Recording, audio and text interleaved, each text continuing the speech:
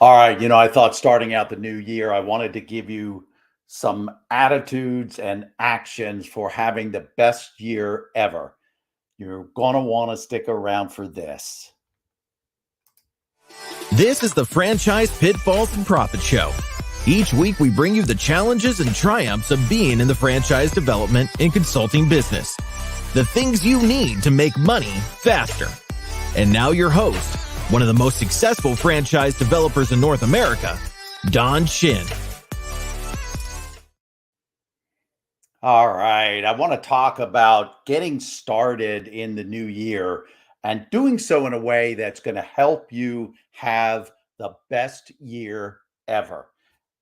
And it's going to involve both attitude changes as well as eliminating some things that you must give up, or some things that you must let go of.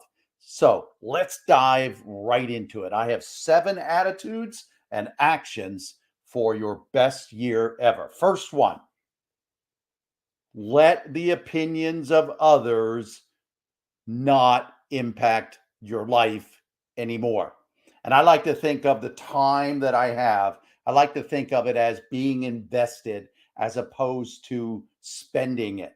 But either way you think about it, why put your mind space and your very valuable time into people, situations, and topics that in a lot of cases or in the ones that really don't matter? How many fights do we pick on in social media that we really should just let go?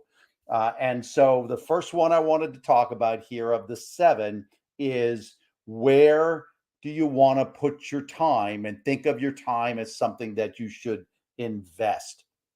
Second one is, be a learner. And what I mean by that is, let go of any shame or guilt or negative feelings that you might have about past failures.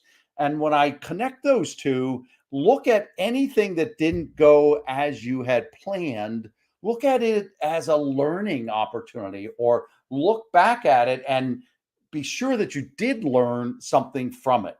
But really key here is, if you have the mindset of a learner, you're not going to feel badly about it. In fact, you're going to probably want to have some failure or lack of success so that you can learn from it and you can build on it. But let go of any doubts and any fears and any shame and any guilt.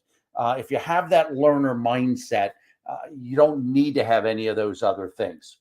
A third one is being decisive. One of the things I see holds people back often is procrastination and just an overall lack of decisiveness. They're just not confident what to do. And I think a big part of that is something I've talked about before, and that is having clarity about your why. There's 2 great books that I've referenced for you before, Simon Sinek's Start With Why, and Kent Burns' What's Your Why. Both of these will help you get clarity around why you do what you do. And if it isn't where you are now, you should seriously consider a change. Maybe it's a change in an industry, in a career. Maybe it's a change in a company. Maybe it's getting out of the rat race of employment and starting your own business. We can obviously help you with that, but be more decisive this year, and work in this month at the beginning of the year. If you haven't done it over the end of last year, work to find your why. Work to have clarity in your why, and then be sure to move in that way. Be sure that all of the things that you do, all of the actions that you take as you move forward, are wrapped around that why, are moving you toward accomplishing what you want to be, who you want to be, and what you want to do. So choose to do something, stop procrastinating, get that clarity of decision, and tie it back into your why. A fourth thing, it was similar to number 1, and that is Stop worrying about being right. How many relationships have negatively been impacted? And I wrote a book, Can You Relate? And you can reach out to me if you'd like to get a copy of it. It was a book about the most successful years I've ever had, and looking at how those key relationships in life helped me have an overall, not just in business, but an overall super successful life. And I want to emphasize here on point number 4 is you don't need to be right all the time. Just let some of these things go. Again, it's where are you spending your time? Are you investing your time? Do you have that investor mindset with your time? And if you do, you're just not going to pick fights, and you're just not going to make a big deal about being right in every situation. There might be cases where you should be, and I'm not saying stop completely, but how many arguments do you get into? How many relationships do you have that are negatively impacted because your attitude is one that you always have to be right? So, number 4 is let go of always having to be right. Number 7, pardon me, number 5. And there was a military, there's an ad for being in the armed services where they showed boots and someone running, and you could see them running toward a problem. I would say don't run from your problems. And in particular, don't run from people that have problems. It is great. It's a great feeling to put others first. And so run to problems. And if it's your problems, address them. Don't run from your problems. And that's what this military ad was saying. It was people running toward the fire, running into the battle, running into the challenge. And that's what I would emphasize. Don't shy away from your challenges. Don't shy away from your problems. Don't shy away from people that have challenges and things that you may be able to help them through. So, the first one was, where do you want to put your time, and letting go of the opinions of other people and how that negatively impacts your life. The second was learn putting aside your failures, and having any doubts anymore, any guilt anymore. Be a learner. See those situations as learning opportunities. The third one was clarifying your why, which is going to help you eliminate procrastination and help you be more decisive and help you take more actions this year. The fourth one was not always having to be right. Don't squander your time and burn your time in arguments and things that really don't matter. Don't always need to be right.